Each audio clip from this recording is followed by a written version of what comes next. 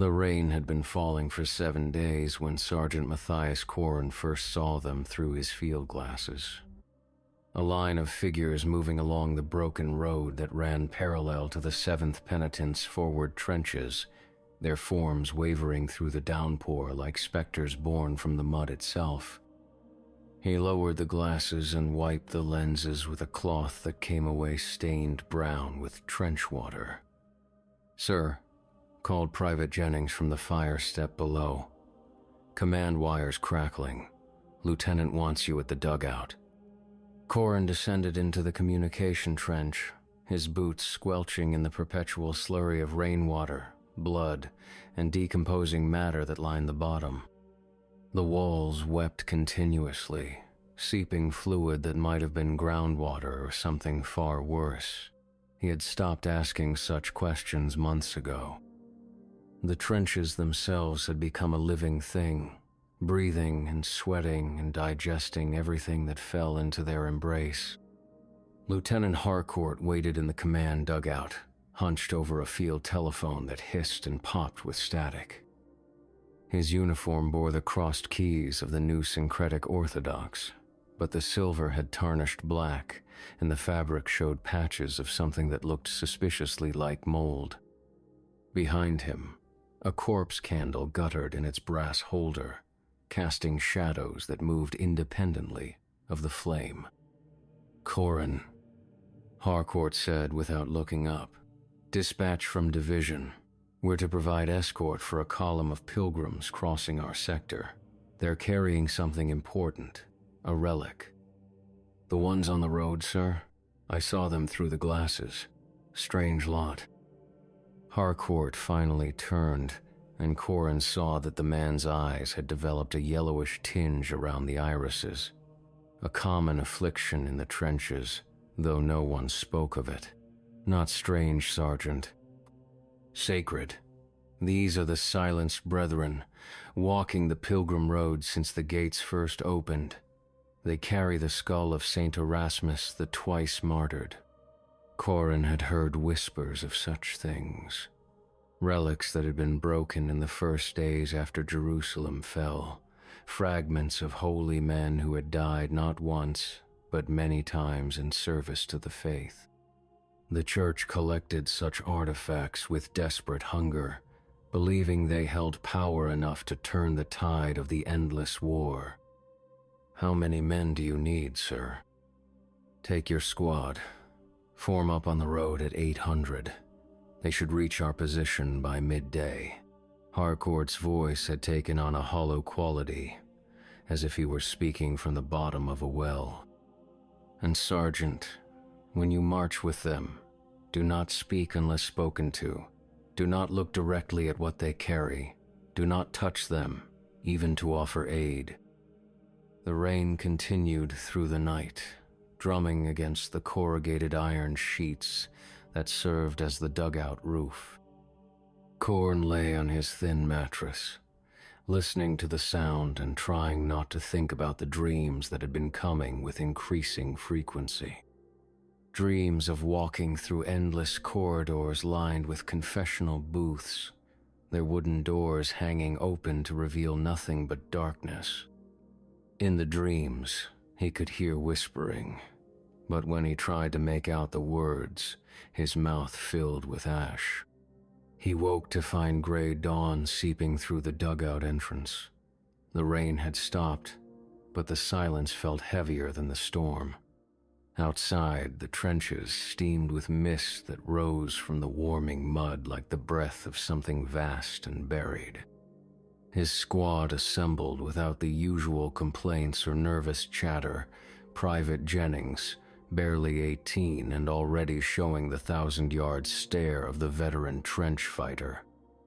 Corporal Webb, whose hands had begun to shake uncontrollably after the gas attack at New Antioch 3 months prior. Private Klaus, a transfer from the Iron Sultanate front who spoke little and smiled less. Private Morrison, who had been found one morning standing perfectly still in no man's land, claiming he had been ordered there by voices only he could hear. They filed out of the trench system through a communication sap that led to the road. The Pilgrims were already visible in the distance, a dark line against the gray sky. As they drew closer, Corin began to understand why Harcourt had seemed so unsettled. There were perhaps 30 of them, walking in perfect single file. Their feet were bare, despite the broken glass and rusted metal that littered the road. Each wore robes of undyed cloth that had been stained the color of old blood by rain and mud. Their faces were hidden behind veils of coarse burlap, and Corin could see the black thread that sealed their lips shut, the stitches pulling at the corners of their mouths like crude smiles. At the center of the procession, 4 pilgrims carried a reliquary of tarnished silver. Through its crystal sides, Corin could see the object within, a human skull, cracked down the middle and held together with wire. Even at a distance, he could feel something emanating from it, a pressure that made his teeth ache and his vision blur at the edges. "Form up," he ordered quietly. His men fell into step beside the pilgrims without a word.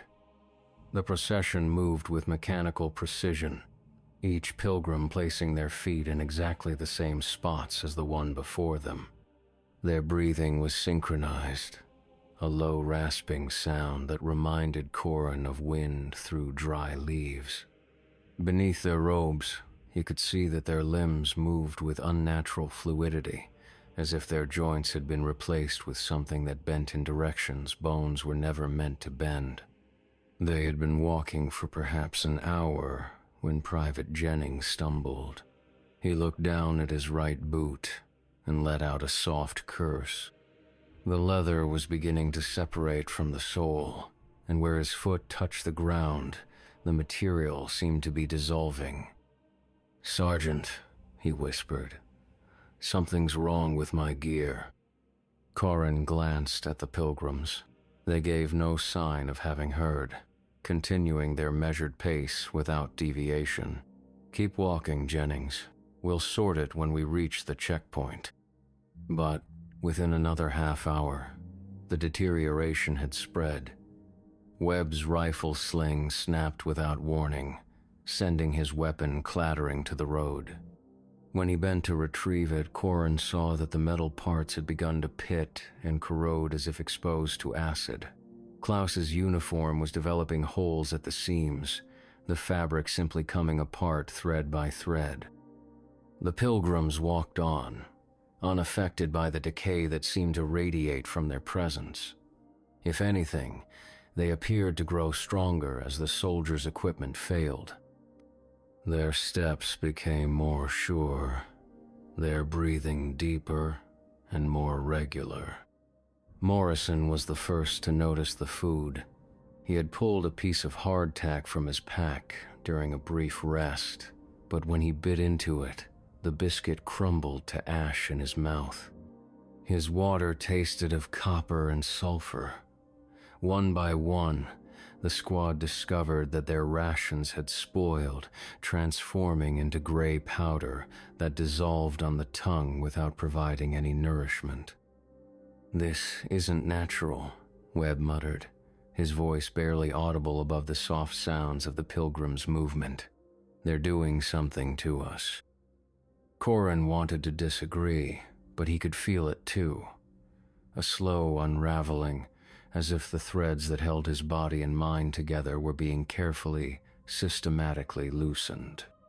His name, which he had carried for 32 years, seemed less solid than it had that morning. Sometimes when he tried to remember it, other words would surface instead. Words in languages he had never learned, titles that belonged to no rank he recognized.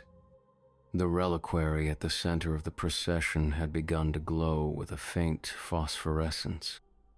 Through the crystal, the skull's empty sockets seemed to track the soldier's movements, and occasionally Corin thought he could see its jaw working silently, as if speaking words that existed beyond the reach of human hearing. By afternoon, Jennings was walking barefoot.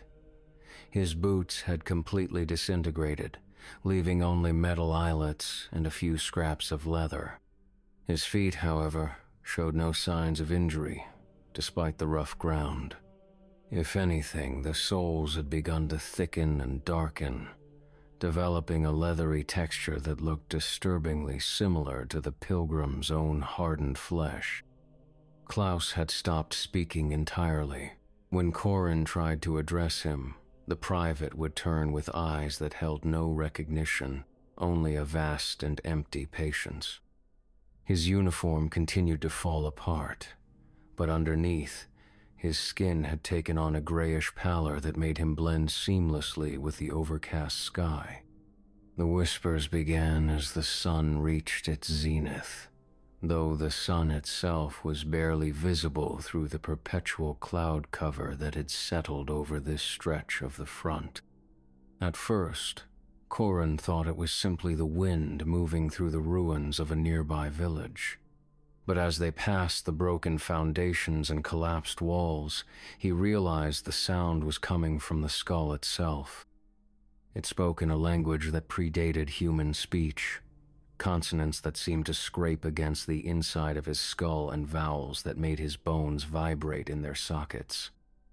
The meaning was obscure, but the intent was clear. It was calling to something, summoning entities that dwelt in the spaces between thoughts and in the pause between heartbeats. Webb began to laugh.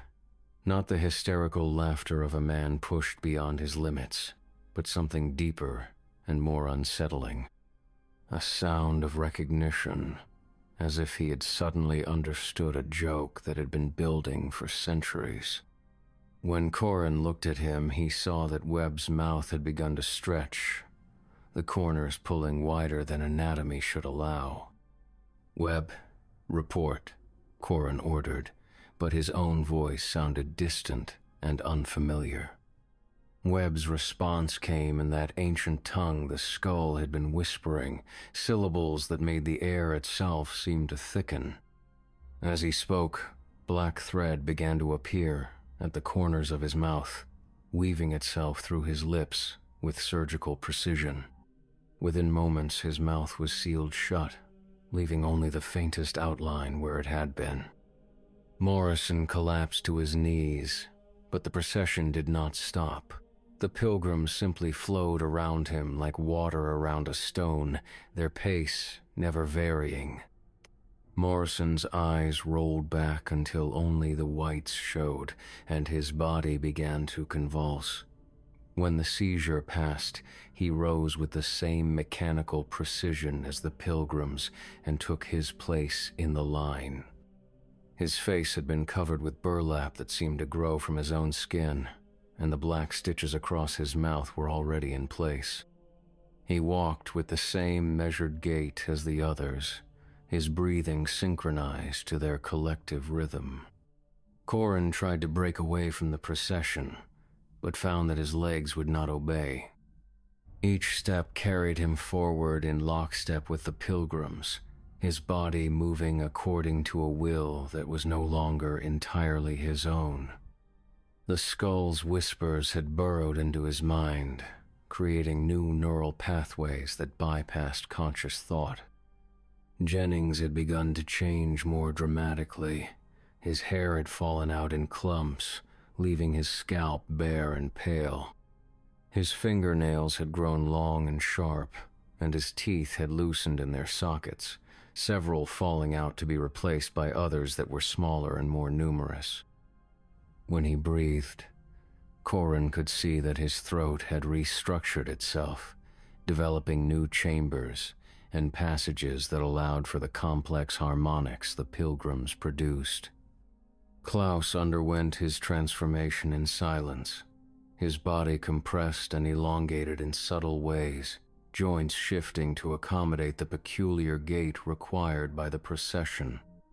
His eyes had turned completely white, but he navigated the broken terrain with perfect accuracy, guided by senses that no longer relied on vision.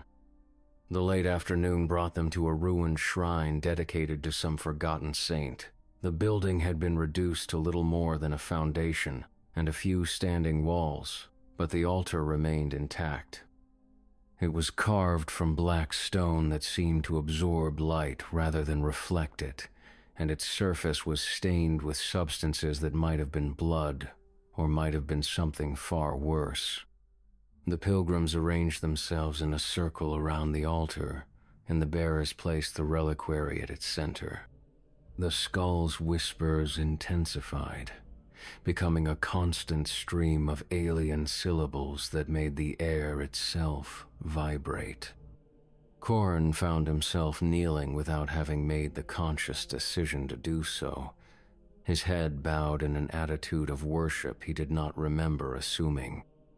Webb, Morrison, and Klaus had been completely absorbed into the procession now. Their transformations were complete, their humanity dissolved into something older and more fundamental. They knelt with the same perfect uniformity as the original pilgrims, their breathing creating a sound like wind through a vast catacomb. Jennings was the last to succumb. Corin watched as the boy's face began to reshape itself, features flowing like wax as the bone structure underneath rearranged itself to match the others. The burlap veil grew from his forehead and cheeks, covering everything but his eyes, which had become deep wells of shadow that reflected nothing. The skull began to speak more clearly now, its voice carrying across the ruined shrine with the authority of absolute truth. It spoke of the first days after the gates opened, when the boundaries between earth and hell had become permeable. It told of the pilgrimage that had begun then and would continue until the end of all things, a walking prayer that sustained the barrier between worlds through perpetual motion and sacrifice.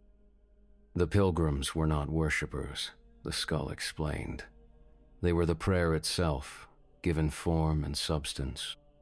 Each step they took reinforced the spiritual architecture that kept greater horrors from spilling into the world. But that architecture required constant maintenance, constant renewal. New voices to replace those that had been worn thin by centuries of devotion. Corin felt his own mouth being sealed, the black thread weaving itself through his lips with exquisite care. The pain was brief and sharp, followed by a sense of profound relief.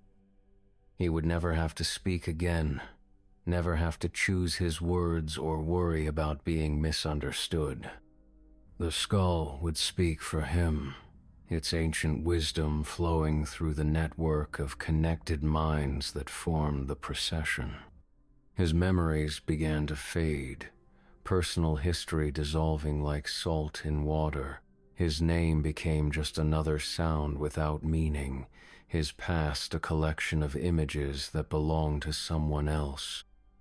What remained was purpose, pure and undiluted, the need to walk, to maintain the rhythm that held the world together through sheer persistence of will.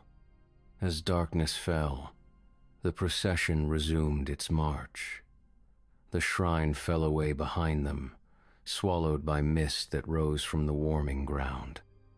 Ahead lay the road, stretching endlessly through a landscape of ruins and trenches, battlefields where the war between heaven and hell played out in slow, grinding attrition. The skull whispered its satisfaction as the newest members of the procession found their place in the ancient rhythm. 5 more voices added to the prayer, 5 more sets of feet to bear the burden of endless walking. The pilgrimage would continue as it had continued for 8 centuries, as it would continue until the stars themselves burned out and left only darkness. Behind them, other soldiers would see the procession and wonder at its purpose. Commands would come down from distant headquarters, orders to provide escort and protection for the sacred relic and its guardians. More squads would fall into step beside the pilgrims, and more men would discover that some prayers could only be answered through the complete surrender of self. The road stretched ahead, disappearing into shadows that held promises of destinations that existed beyond geography. The pilgrims walked on, their breathing synchronized to the heartbeat of something vast and patient, something that had been waiting since before the first man learned to speak its name. In the trenches behind them, new soldiers took their posts and prepared for another night of vigilance. They cleaned their weapons and checked their equipment, unaware that decay had already begun its work, eating away at leather and metal and flesh, with the same inexorable patience that drove the pilgrims forward. The skull whispered to them across the miles, calling new voices to join the procession. It spoke of duty and sacrifice, of the great work that required every breath and every step to maintain. Some heard it as the wind in the wire, others mistook it for the voice of conscience or command. But all would answer in time. The road was long, and the pilgrimage had only just begun. The procession moved through the night without rest or deviation. Each step fell in perfect synchronization with those that came before and after, creating a rhythm that resonated through the earth itself. Seismographs in distant cities registered the tremors as minor earthquakes, but the pilgrims knew better. They were the heartbeat of a world caught between salvation and damnation, each footfall a prayer that kept the balance from tipping toward complete annihilation. Corin, who was no longer Corin but something unnamed and eternal, felt his consciousness expanding to encompass the network of minds that comprised the procession. Individual thought dissolved into collective purpose, personal desire subsumed into the greater need. He could sense his former squad mates walking nearby, their transformed bodies keeping perfect time with the ancient rhythm. The landscape around them had begun to change as well. Trees along the roadside withered and died, their branches reaching skyward like the arms of supplicants frozen in eternal prayer. Grass turned gray and brittle, crackling underfoot with a sound like breaking bones. The very air grew thicker, charged with a spiritual electricity that made metal objects spark and flesh tingle with phantom sensations. As they walked, other processions became visible in the distance, lines of pilgrims following parallel roads, all converging towards some unimaginable destination. The skull's whispers intensified at these sightings, its ancient voice taking on harmonics that resonated with the relics carried by the other groups. A symphony of the damned, playing melodies that had been composed before human language existed. Dawn brought no relief from the oppressive atmosphere that surrounded the pilgrims. If anything, the pale light that filtered through the perpetual cloud cover seemed to make their purpose more urgent. The skull's eye sockets began to glow with a phosphorescent radiance that cast eerie shadows on the faces of its bearers. Through the crystal walls of the reliquary, observers could see that the skull's jaw was moving constantly now, speaking words that existed in languages that predated the Tower of Babel. The first village they encountered had been abandoned for months. Its inhabitants fled or conscripted into one of the many armies that fought across this contested territory. Empty windows stared down at the procession like hollow eye sockets, and doors hung open to reveal interiors thick with dust and decay. But as the pilgrims passed through the main street, the buildings began to show signs of impossible age. Stone walls developed cracks that spread like spider webs, and wooden structures sagged as if centuries of weather had compressed into moments. Plaster fell from walls and sheets, revealing brick underneath that crumbled to powder at the slightest touch. By the time the procession reached the far end of the village, the buildings had collapsed entirely, leaving only foundations and the occasional chimney standing like tombstones in a cemetery of civilization. The skull's influence was growing stronger, its whispers now audible even to those who were not part of the procession. Somewhere in the ruins behind them, rats began to emerge from their hiding places, following in the wake of the pilgrims with the same mechanical precision. Birds fell from the sky, their wings unable to bear them aloft in air that had become too thick with spiritual pressure. A second regiment encountered them near midday, the 42nd Penitent Guards, a unit that had been decimated at the Battle of St. Crispin's Well and rebuilt with conscripts from the factory cities. Their captain, a weathered veteran named Holbrook, approached the procession with the confidence of a man who had seen too much to be easily disturbed.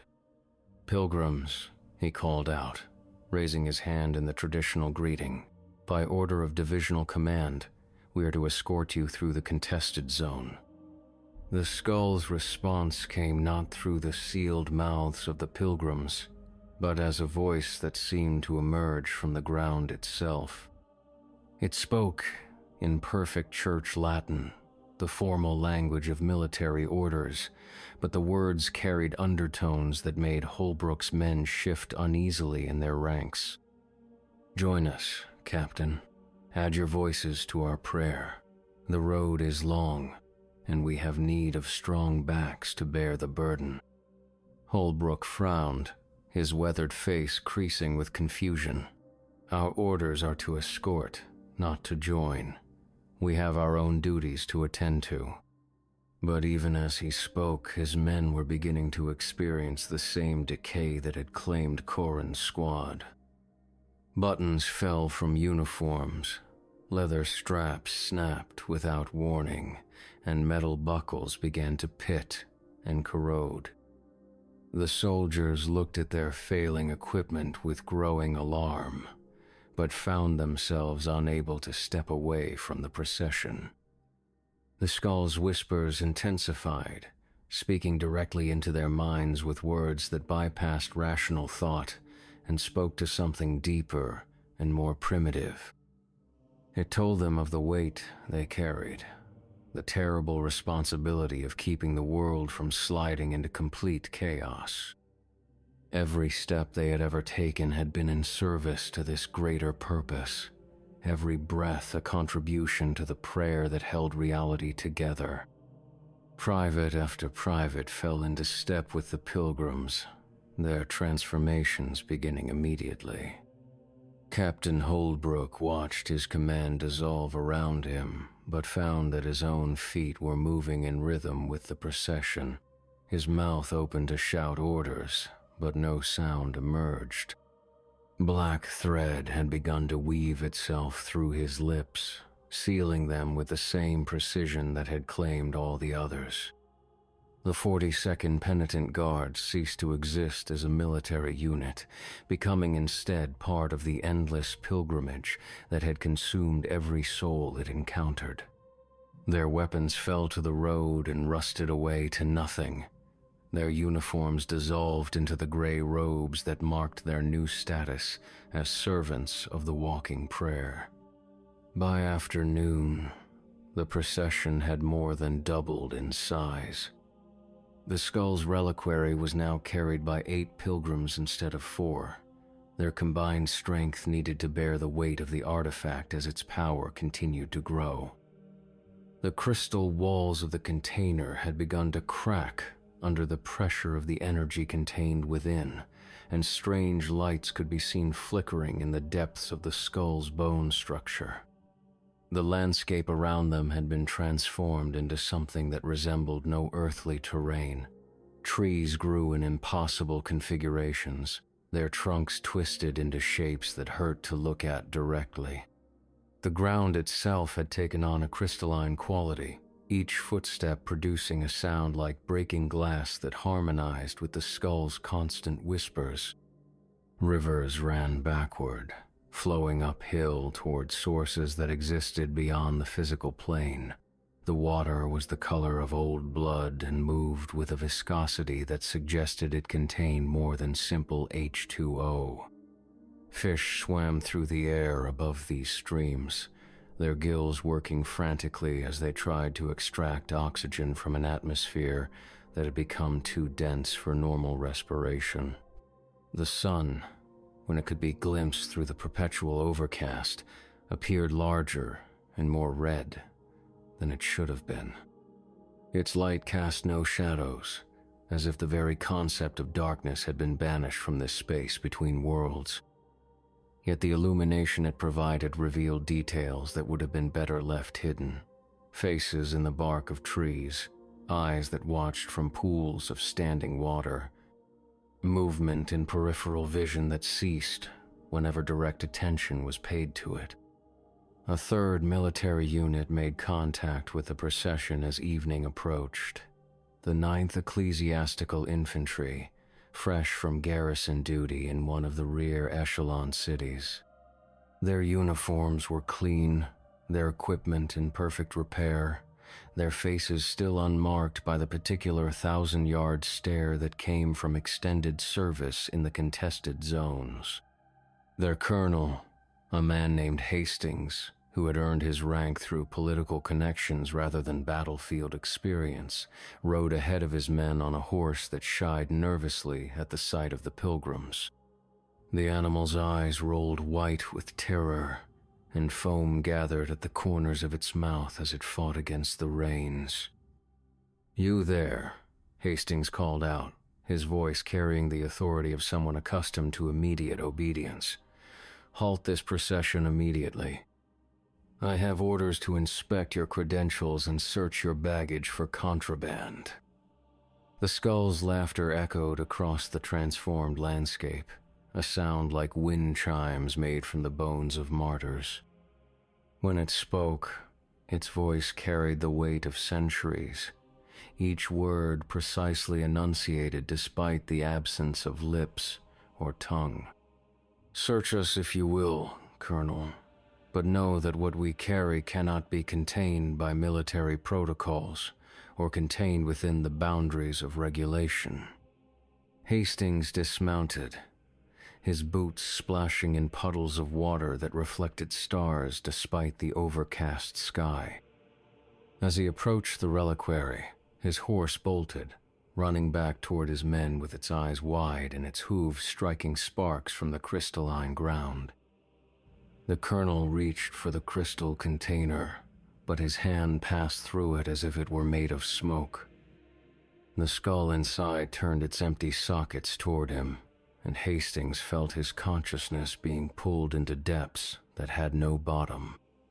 He saw the first days after Jerusalem fell, when the gates of hell had opened and demons walked the earth in daylight. He witnessed the desperate attempts of the faithful to hold back the tide of darkness, the sacrifices that had been made to maintain even the illusion of divine protection. He saw the truth of the pilgrimage, that it was not a journey toward any earthly destination, but a walking prayer that existed in the spaces between reality and nightmare. The pilgrims were not seeking salvation, but were themselves the mechanism by which salvation was continually renewed. Each step they took reinforced the barriers that kept greater horrors from spilling into the world, each breath a contribution to the ongoing work of cosmic maintenance.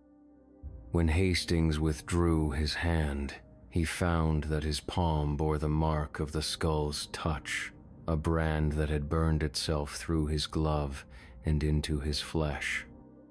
The wound was shaped like a key, its teeth pointing toward his wrist, as if indicating some lock that existed within his own body. His men watched in horror as their colonel's transformation began. His uniform aged decades in seconds, the fabric becoming brittle and stained with substances that had no earthly origin.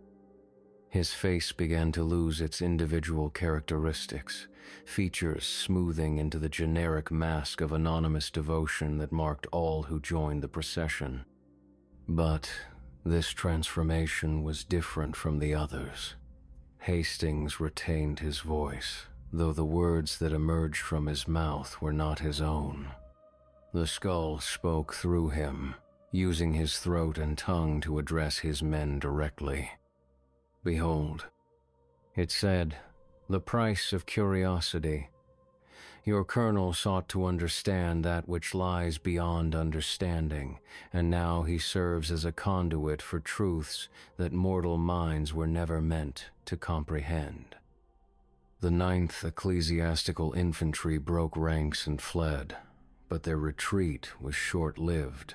The transformed landscape offered no refuge, no direction that led away from the procession's influence. Roads that had been straight became circular, leading back to the same point regardless of which direction was chosen.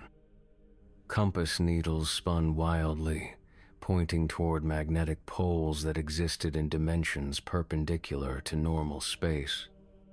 One by one, the fleeing soldiers found themselves walking back toward the procession, their feet carrying them along paths that had not existed moments before. Their weapons dissolved in their hands, their equipment crumbled to dust, and their uniforms transformed into the gray robes that marked their new status as servants of the walking prayer. By nightfall, the procession had grown to include nearly 200 pilgrims. The skull's reliquary now floated above their heads, supported not by physical bearers but by the collective will of the transformed faithful. It pulsed with a light that illuminated the landscape for miles in every direction, casting shadows that moved independently of their sources. The whispers had become a constant roar, a torrent of alien syllables that seemed to restructure reality around them. Where the pilgrims walked, the laws of physics became suggestions rather than absolutes. Water flowed upward, stones fell toward the sky, and time itself became elastic, stretching moments into eternities and compressing hours into heartbeats. The procession had become a mobile nexus of spiritual energy, a walking wound in the fabric of reality that allowed glimpses of the cosmic machinery that operated behind the scenes of ordinary existence. Those who joined it were not destroyed, but transformed into components of something larger and more fundamental than individual consciousness. As they walked through the night, other processions became visible in the distance, each following its own road toward the same impossible destination. The skull's whispers reached out to these other groups, exchanging information in languages that predated human speech. Slowly, inexorably, the separate pilgrimages began to converge, drawn together by forces that operated beyond the understanding of any single mind. The convergence, the skull whispered to its servants, approaches. Soon all roads would lead to the same place, all prayers would merge into a single voice, and the walking meditation that had sustained the world for 8 centuries would reach its culmination. But that culmination would not bring peace or resolution. Instead, it would mark the beginning of something new and terrible, a transformation that would remake reality according to principles that existed in the spaces between sanity and madness. The pilgrims walked on, their footsteps drumming against ground that had become transparent, revealing depths that stretched down into regions where geometry followed different rules and causality flowed in both directions simultaneously. Above them, the skull pulsed with increasing intensity, its whispers now audible to anyone within 100 miles of the procession. In distant cities, people stopped what they were doing and turned toward the sound, their faces taking on the blank expression of those who had heard the call. They began to walk, leaving behind jobs and families and obligations, joining the streams of pilgrims that flowed from every direction toward the point of convergence. The great work was nearing completion, and nothing would ever be the same again. The fourth day brought them to the edge of what had once been a major city. The metropolis sprawled across a river valley, its buildings rising in tiers that climbed the surrounding hills like steps on some impossible staircase. But as the procession approached, it became clear that the city was undergoing the same transformation that had claimed everything else in their path. Buildings aged and crumbled in fast forward, centuries of decay compressed into hours. Skyscrapers swayed and fell like wheat before a scythe, their steel frames rusting away to nothing before they struck the ground. Streets buckled and cracked, opening fissures that revealed depths filled with a darkness that seemed to have substance and weight. The inhabitants of the city had not fled.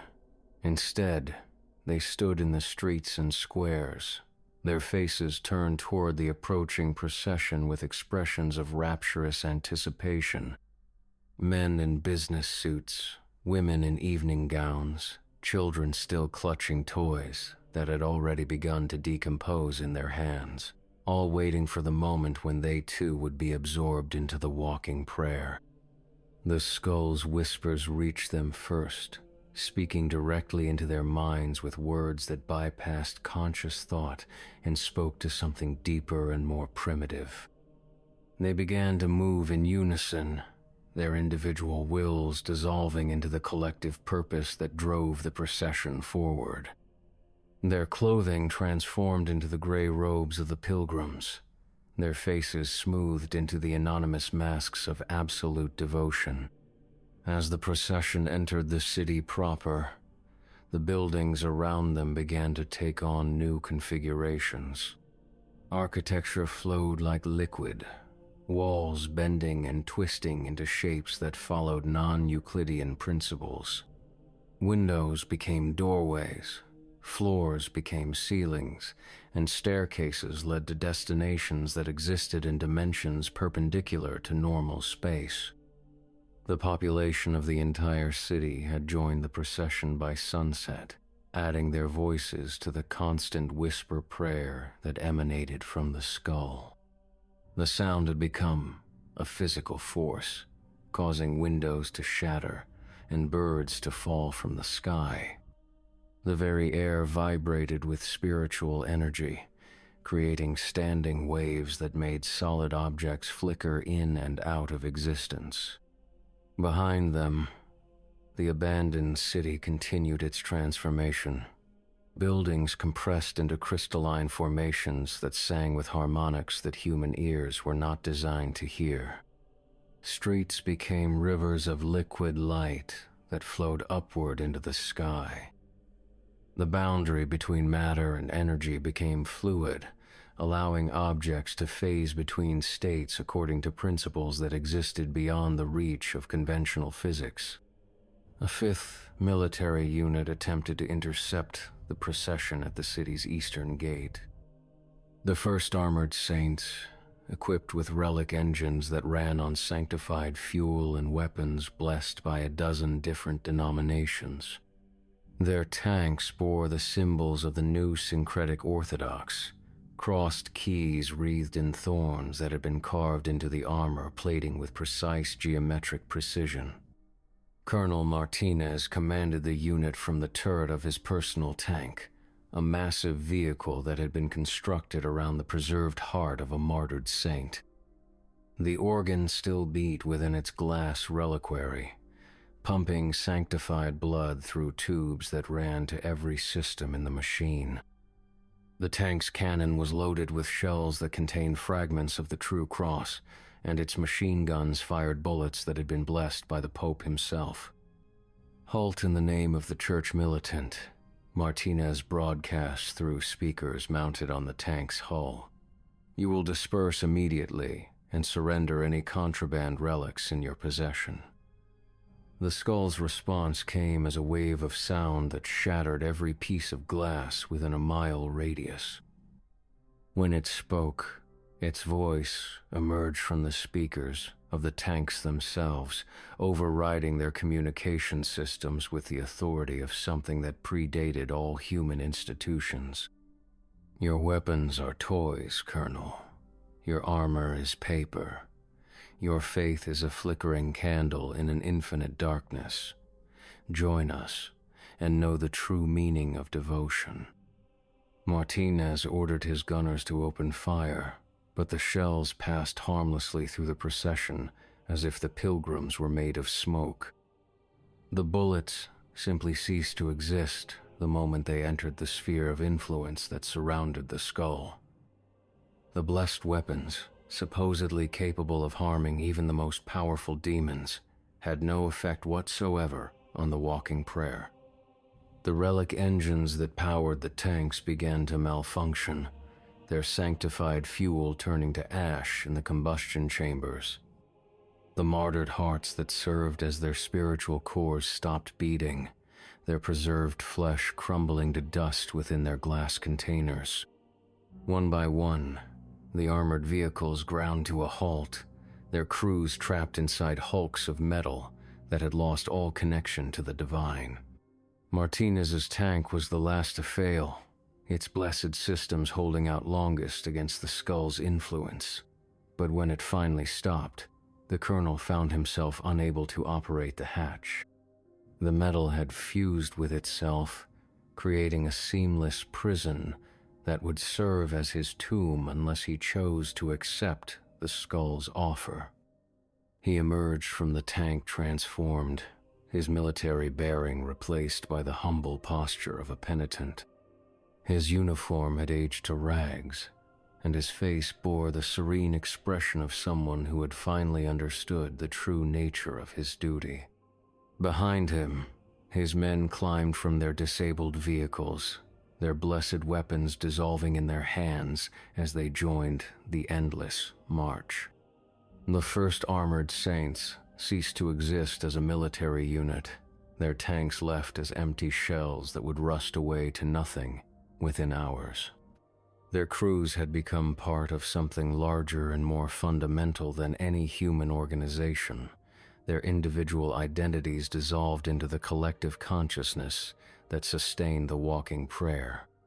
The procession had grown to encompass thousands now, a river of gray-robed figures that stretched from horizon to horizon. The skull's reliquary had expanded to match their numbers, becoming a vast crystalline structure that floated above the mass of pilgrims like a second sun.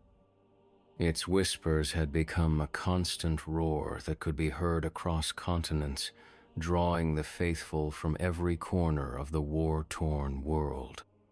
The convergence point lay ahead, a place where all roads met and all prayers became one.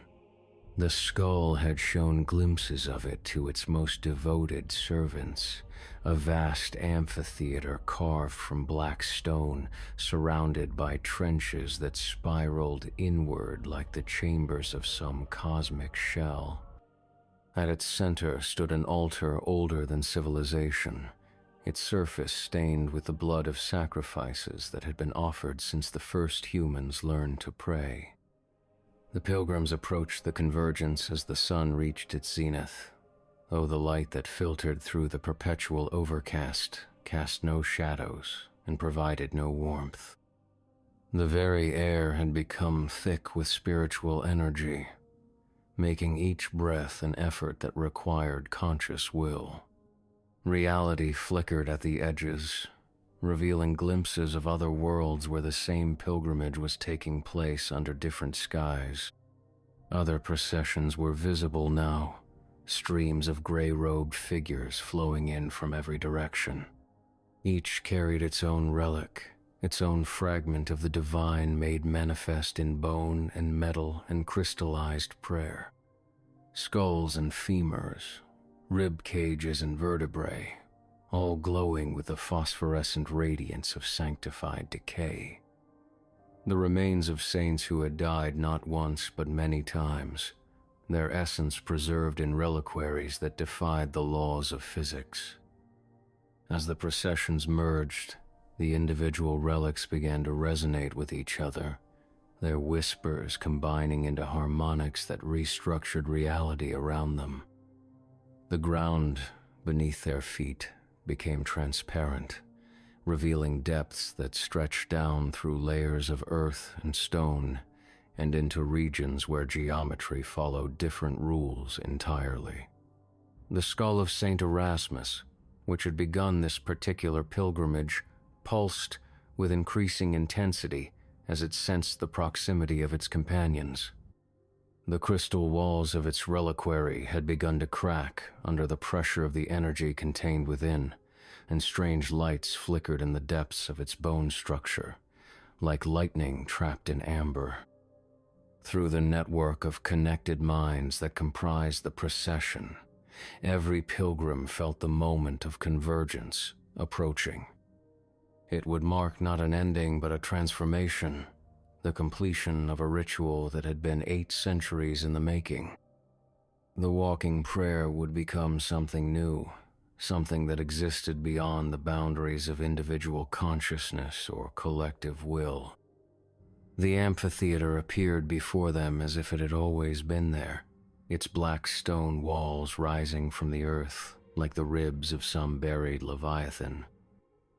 The spiral trenches that surrounded it were filled with water that reflected no light, their depths home to things that had never known the touch of sunlight. At the center, the ancient altar waited, its surface carved with symbols that predated all known languages. The pilgrims descended into the amphitheater in perfect formation, their footsteps creating rhythms that resonated through the stone itself. The reliquaries floated above them, dozens of crystalline containers holding the preserved remains of martyrs and saints. As they reached the altar, the containers began to crack and shatter, releasing their contents into the charged atmosphere. The skull of Saint Erasmus was the first to break free, its bone structure reforming itself as it absorbed the spiritual energy that permeated the space. Where cracks had once divided it, new growth appeared, creating formations that resembled coral or crystallized thought. Its whispers became screams of ecstasy as it felt itself becoming whole for the first time in centuries. Other relics followed suit, bones reassembling themselves into configurations that had never existed in life. Rib cages became architectural frameworks. Femurs grew into pillars that supported structures, visible only to those who had surrendered their individual perception. The air filled with the sound of grinding stone and reforming matter, as the fragments of the divine began to coalesce into something unprecedented. The pilgrims stood in concentric circles around the altar, their faces turned upward toward the growing structure of reconstituted saints. Their whisper prayer had become a single voice now, a sound that seemed to emerge from the earth itself and rise toward heavens that existed in dimensions perpendicular to normal space. Through the network of connected consciousness, each pilgrim experienced the memories of every soul who had ever joined the procession. Centuries of walking compressed into moments of perfect clarity, revealing the true scope of the work they had been performing. Every step had been a prayer, every breath a contribution to the maintenance of barriers that kept greater horrors from spilling into the world. But now those barriers were changing, evolving into something new and strange. The reformed relics pulsed with energies that existed beyond the familiar dichotomy of heaven and hell, drawing power from sources that predated both concepts. The walking prayer had become a walking transformation, reshaping reality according to principles that existed in the spaces between sanity and revelation.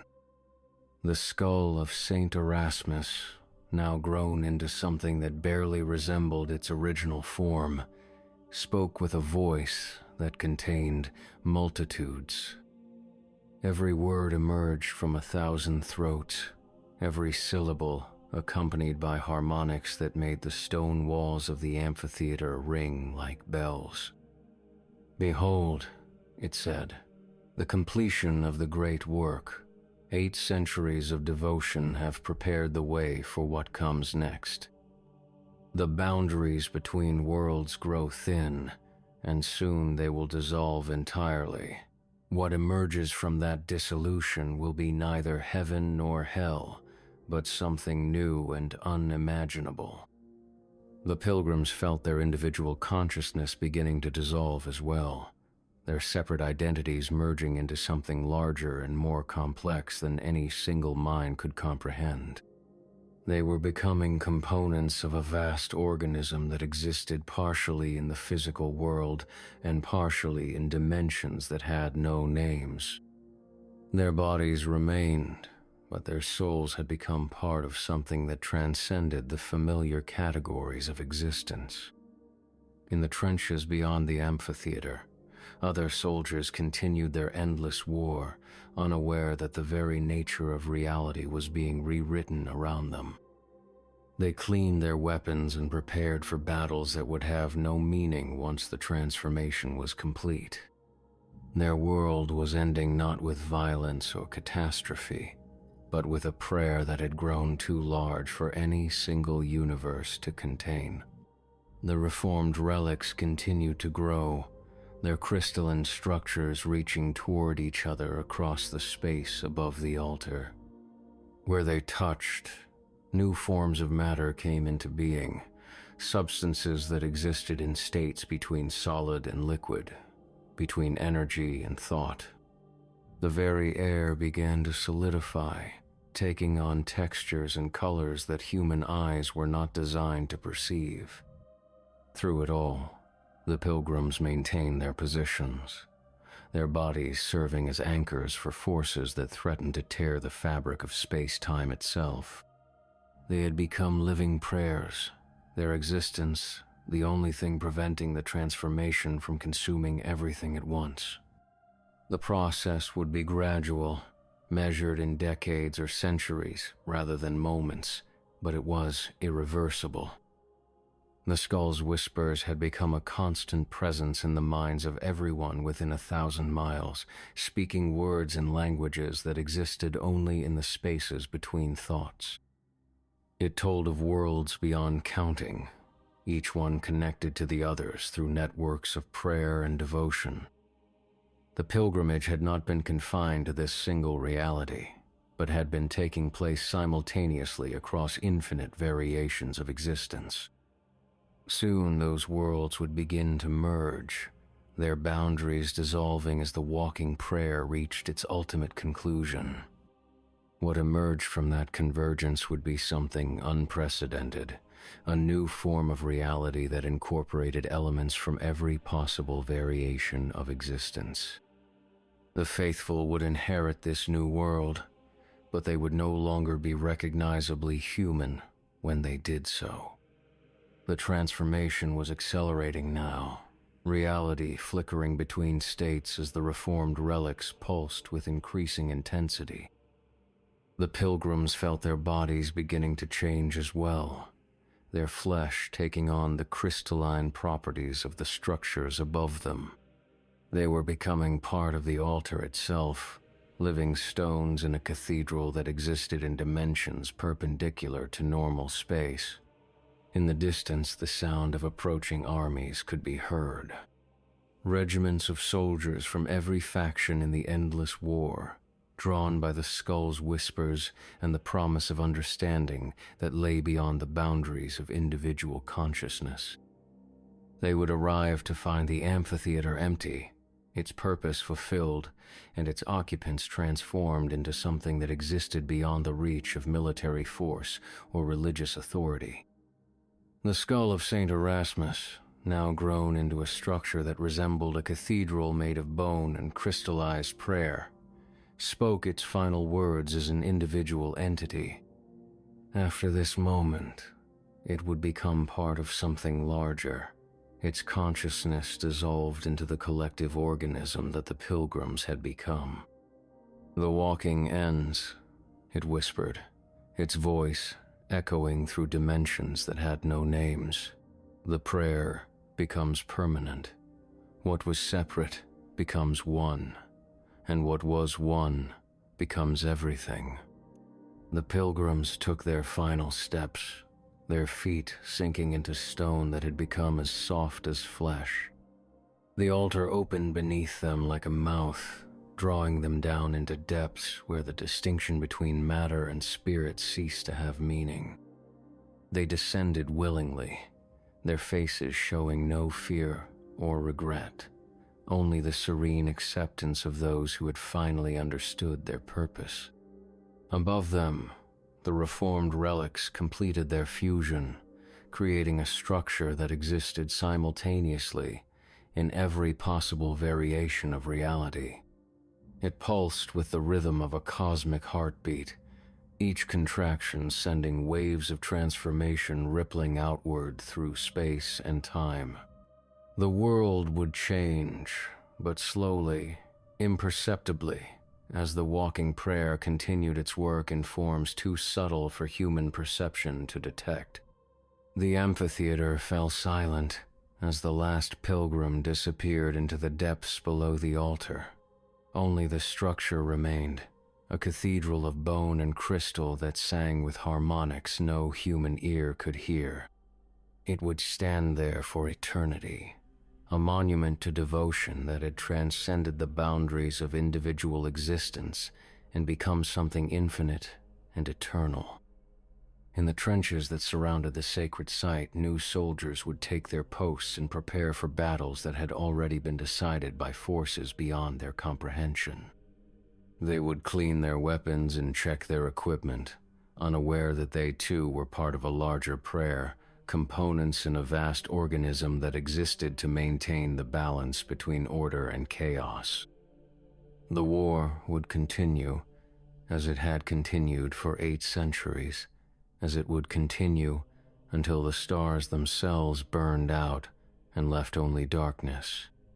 But now it served a different purpose, its violence and sacrifice feeding the organism that the Pilgrims had become, sustaining the transformation that would eventually remake all of reality according to principles that existed beyond the reach of human understanding.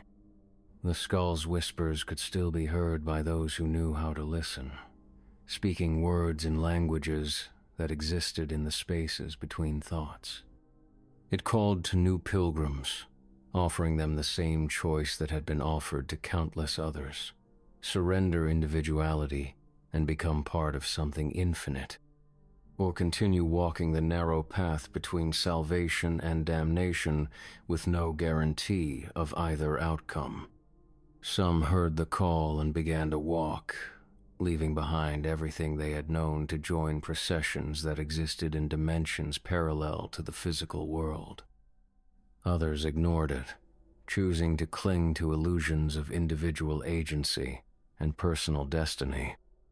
But the choice itself was an illusion, for everyone was already part of the walking prayer, their every step and breath contributing to the great work whether they understood it or not. The transformation continued, invisible and inexorable, reshaping reality one prayer at a time. In distant cities, people stopped what they were doing and turned towards sounds only they could hear.